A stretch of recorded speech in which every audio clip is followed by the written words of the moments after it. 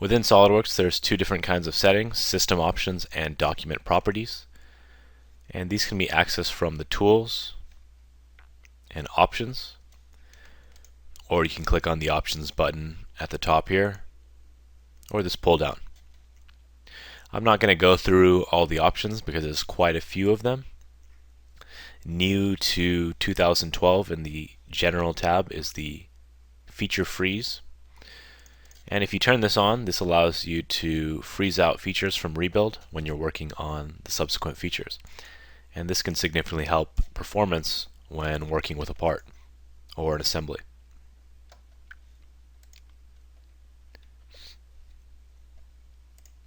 Within the colors, you can control the colors of various shaded elements within SolidWorks and various edges.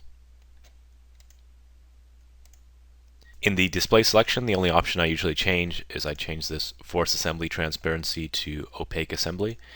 And this is for when you're editing parts within an assembly.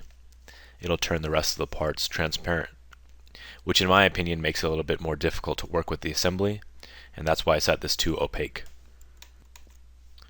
Within the Performance section, the first one is Verification on Rebuild, and this can be important if you work with very complex parts.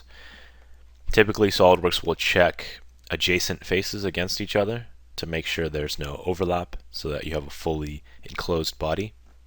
If you turn this on, it'll check against non-adjacent faces in case there's any issues.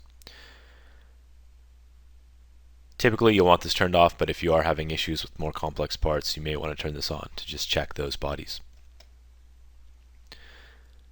If you have trouble rotating your parts or assemblies, if they're slow, you'll probably want to turn curvature generation very low or turn it off.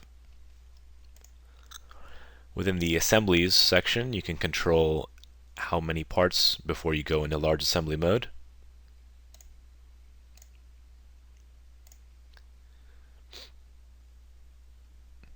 The file locations section is fairly important as it stores all the file locations for every single one of these elements.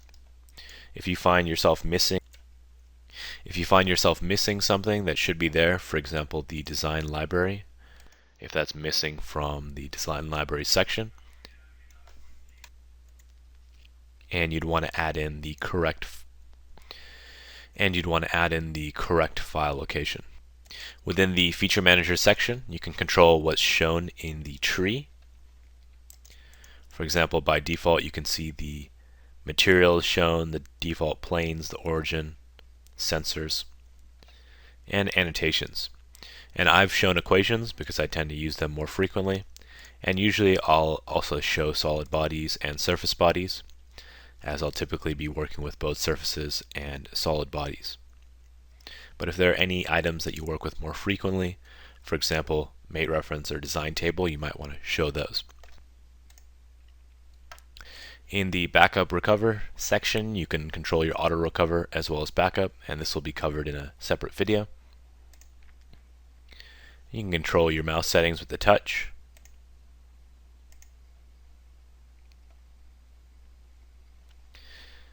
And at the bottom, when you get messages and errors within SolidWorks that you have the choice of ignoring, you can always come back in and allow those to be shown again. But once again, it's useful to go through and figure out what options that you like to work with and save those settings out. Within the document properties, we can control things that are specific to the document. We can control the drafting standard. A lot of these have to do with drawings, and we can control different items. For example, if I have an arc length that I have displayed, I can change the standard in which this is displayed. We can change the font as well as the font size.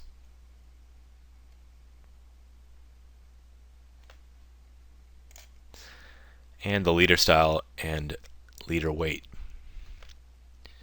And this applies to quite a few different items that you can go through and specify those values for. Within the detailing section, the display filter controls what you see out of the detail for each part. The units control what kind of units you're working with, and you can come in and customize these as well if you want.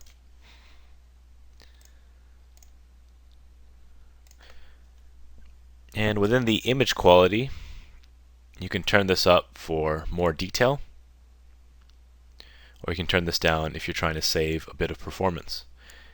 And it's especially good to turn this down in assemblies so you're not working with too much detail and slowing down your rotation and work time. And we can control different flat pattern options from the sheet metal area. And in the sheet metal section, you can control different flat pattern options. And there's several options for different displays for the Dimension Expert. And once again, this is useful to go through and modify as you need, and then save out templates so that each one of your part, drawing, and assembly documents work with the standards that you're used to working with, or the settings that you want to be working with.